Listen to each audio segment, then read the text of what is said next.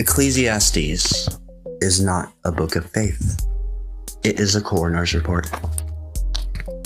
It is the sound the world makes when meaning fails, but consciousness remains.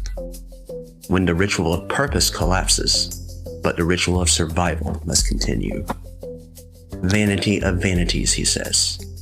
Hevel, smoke, vapor. Not as poetry, as accounting. This is not scripture for the hopeful. This is what wisdom sounds like when it stops lying. What he is describing is not life. It is circulation. The sun rises. The sun sets. The wind goes to the south and turns to the north.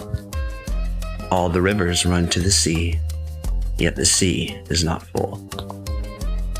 It is a closed circuit, a system designed for repetition without assent.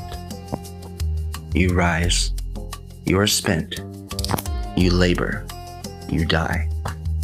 And your labor is taken by the one who comes after you, a stranger to your struggle, an heir to your exhaustion. Nothing accumulates, nothing is remembered, nothing arrives. You are moving, yes, but you are not journeying. You are circulating. You are trapped in time, and time itself is trapped in the loop. This enclosure, this constant, pointless circulation, this is not a curse. It is the core programming of the world. In much wisdom is much grief. Ecclesiastes 1:18. This is the cruelty of the world. Awareness does not save you. Ignorance is a kind of thermal barrier. It keeps the core warm. You run the program because you still believe in the loading screen. But wisdom breaks the immersion. You gain clarity, and the grief scales with it. You can see the bars and still have to eat. You can see the loop, and you still have to run. The fool and the wise man, he says, die in the same way. The wise man simply dies conscious of the vanity of his knowledge. Wisdom does not free you from the machine, just makes you conscious while it runs. And that awareness increases the sorrow.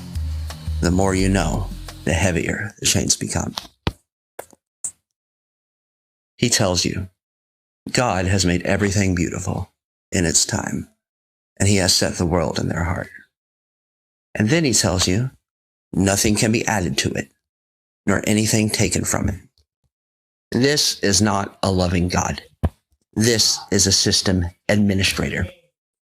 The world is configured for persistence, not for redemption. It is built to endure your coming and your passing. Your grief cannot add to it. Your joy cannot subtract from it. The system is complete, perfect in its own geometry, and sealed against your input.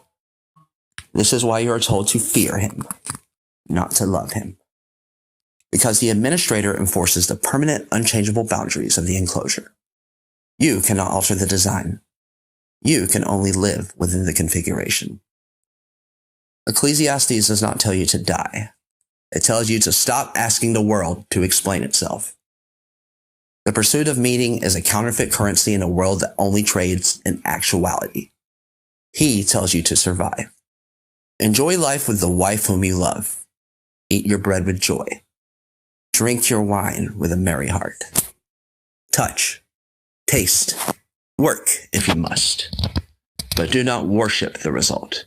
Do not confuse the act of living with the purpose of existence. The first is necessary. The second is vanity. You are here. You are conscious. The loop runs. That is all the information you require. This knowledge is not for everyone. If you need the universe to love you, close the book. If you need your suffering to mean something specific, walk away. But if you have already felt the hollowness, if you have seen the mechanism, and you choose to keep living anyway, Ecclesiastes was written for you. The rest is vanity.